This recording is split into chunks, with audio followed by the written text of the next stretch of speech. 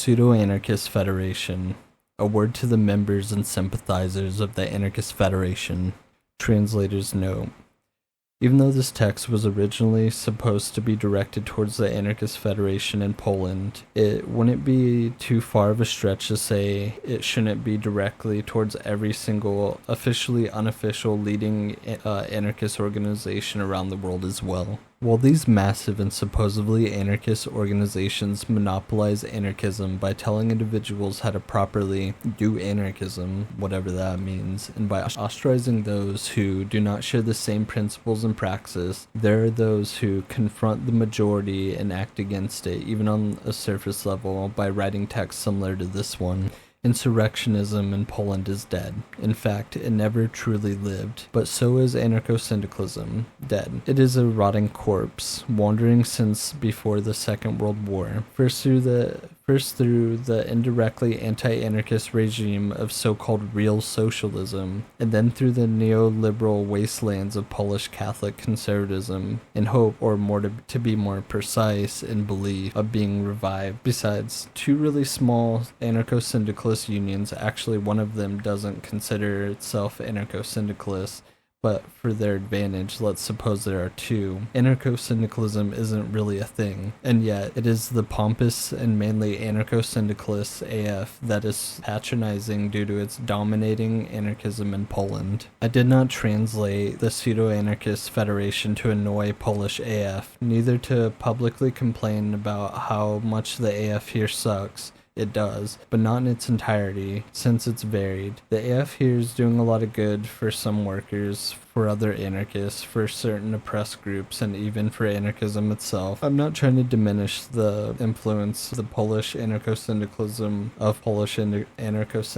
on the movement of today, or to completely eradicate it. I just want anarcho-outsiders to know that if your following translated words relate to you or your experiences you had with local anarcho-monopolists, you are not alone with these thoughts or observations, no matter where you're from, who you are, or what your anarcho background is. I am not the original author of this call, but in a sense, I am the co-author, just as anyone else. Not because I wrote it alongside the one who did, because I didn't, but because I subscribe to what has been written here. The Pseudo-Anarchist Federation.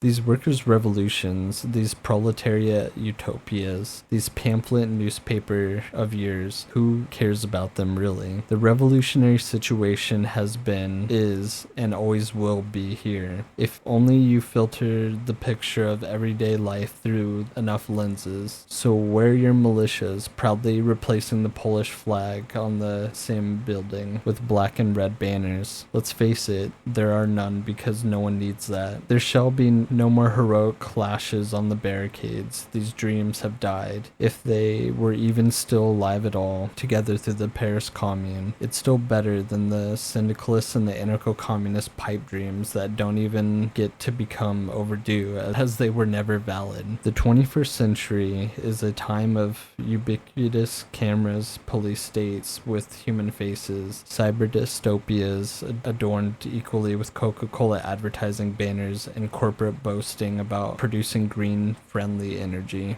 You were the first to shout after Darude that the only church that illuminates is a burning church. At the same time, you wash your hands of it and mumble embarrassingly about your friendly social image when angry youngsters set a fire at some Christian shrine of suffering in bumfuck nowhere. You applaud when you see pictures of puppets of bishops hung on gallows from an overpass somewhere across the ocean, but you do nothing so that instead of these puppets hung those who every day turn people into serfs, pigs, ready to be slaughtered with a smile on their face, or their faces. Why is it that on bridges of Warsaw there is not even a puppet of an altar boy and a nun raping cardinal, let alone a cardinal himself?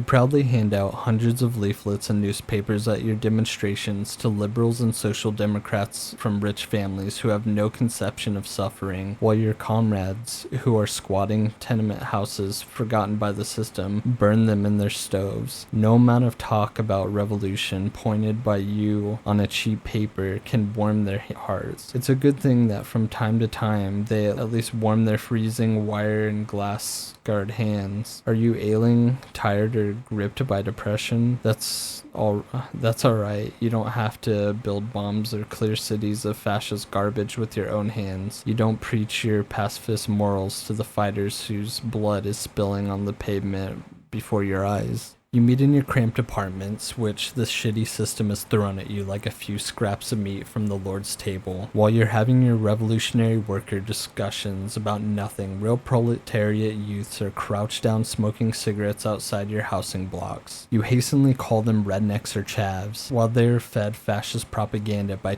patriotic rappers or National Socialist rock bands. Nazis don't even have to try. They don't even have to steal the proletariat from you because it's simply not yours. Let the trumpets of holy wrath blow by the deities of vengeance slumbering deep within each and every one of us. Let the cathedrals burn because we don't want any Christian theology of liberation. Let the walls of Sam crumble into dust, for we do not want your national trade union parliament there. Let the bones of the officers and politicians be broken, for we want no allied policemen or revolutionary prophets. We want war, and we want to fight it every day. Why don't you finally join in?